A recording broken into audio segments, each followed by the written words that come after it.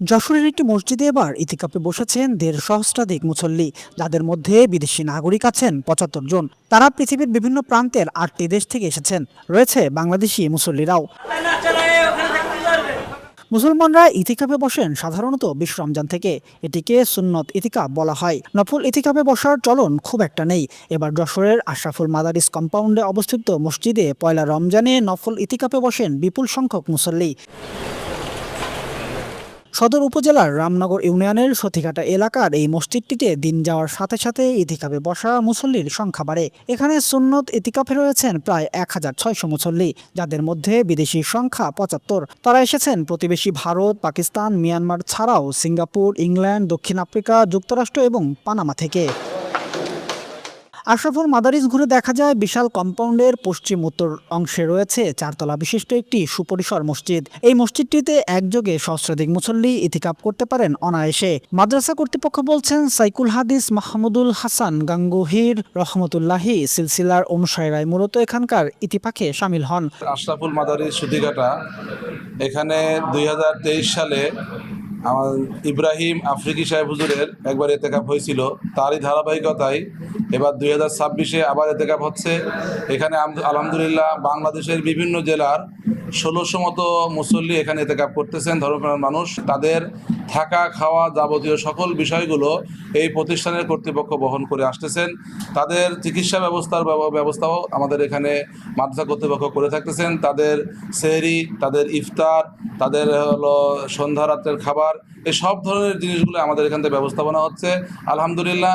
দক্ষিণ আফ্রিকার নাগরিক শেখ ইব্রাহিম আফ্রিকি এখন এই সিলসিলার প্রধান ব্যক্তিত্ব। তিনি যেখানে যান দেশ বিদেশের উলামা ও অনুসারীরা সেখানে ছুটে যান মুরব্বীর সান্নিধ্য পেতে। আমাদের আশরাফুল মাদারিস সতীঘাটা মাদ্রাসা, এখানে আমাদের একটা খানকা আছে, খানকায় মাহমুদিয়া। এই খানকায় মাহমুদিয়ার অধীনে মূলত আমাদের এখানে এতেকাফটা হয়। এতেকাফটা যদি বলি তো সুন্নাহ এতেকাফ তো রমজানের শেষ দশকে হয়, কিন্তু আমাদের এখানে মাসব্যাপী এতেকাফ হয়। এবং এখানে বিশেষ করে আমাদের মুফতি মাহমুদ গাঙ্গুহি রহমতুল্লাহ আলাই, ওনার যিনি জানশীন আছেন, উনি হচ্ছেন শেখ ইব্রাহিম আফ্রিকি। উনাকে কেন্দ্র করে মূলত এই এতেকাফটা হয় এবং সারা দুনিয়া থেকে এখানে ওনার যারা ভক্তবৃন্দ এবং মুতাআল্লিকিন আছেন ওনারা আসেন। বিশেষ করে এবছর যদি আমরা বলি ২০২৬-এর এতেকাফে আমাদের প্রায় ৮৪৫ জন মেহমান এখানে ইতিমধ্যে উপস্থিত হয়েছেন। বিদেশি অতিথি প্রায় ৫০ জন মতো এখানে আছেন। আফ্রিকা থেকে আছেন, লন্ডন থেকে আছেন, বার্মা থেকে আছেন, পাকিস্তান থেকে আছেন।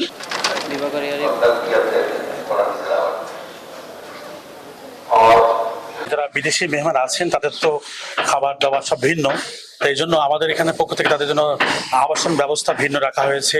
এবং খাবার জন্য তাদের তো আমাদের বাংলাদেশের মতন তারা খায় না, এই জন্য তাদের যে খাবার ওই খাবারের ব্যবস্থা এখানে করা হয়েছে, যাতে তারা সুন্দরভাবে খাইতে পারে, থাকতে পারে, যাবতীয় যা প্রয়োজন আমাদের এখান থেকে সুন্দর ব্যবস্থাপনা করা হয়েছে। স্বেচ্ছাসেবক হিসাবে ছাত্র এবং শিক্ষকরা কাজ করছে।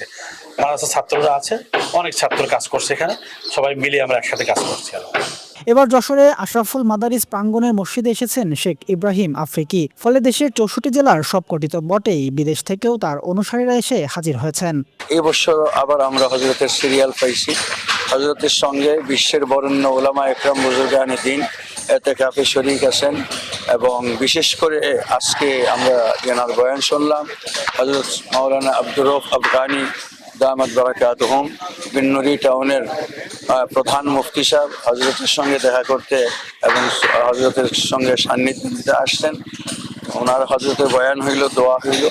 এইভাবে আখিরি আশারা পর্যন্ত, ঈদের চাঁদ দেখা পর্যন্ত এই মসজিদে হাজারো মুতাকিফিনদের এতেকাফ হবে। এদের একমাত্র মাকসাদ হইল আল্লাহকে রাজি খুশি করা। রমজান যে ইবাদতের মাস, রমজান যে লাইলাতুল কদর তালাশ করার মাস, রমজান যে কোরআনের মাস, কোরআন তিলাওয়াতের মাস, এবং রমজান যে মামুলাত আদায় করার মাস। উম্মতের মধ্যে আমল কিভাবে তৃণমূল পর্যায়ে সকলের ঘরে ঘরে এই আমল কিভাবে ছড়িয়ে পড়ে, এবং এই রমজানে ইবাদতকে এত মজবুত করে করা যে রমজানের পরের বাকি ১১ মাসে যাতে উম্মত আমলের মধ্যে থাকে, গুনাহ থেকে বেঁচে থাকে। বিপুল সংখ্যক মুসল্লির ইতিকাফ যাতে সুষ্ঠুভাবে সম্পন্ন হয় সেই বন্দোবস্ত করতে মাদ্রাসা ও মসজিদটিতে চলছে বিশাল কর্মযজ্ঞ। ইফতারি, রাতের খাবার ও সেহরির আয়োজন করা হয় নিজস্ব কম্পাউন্ডে।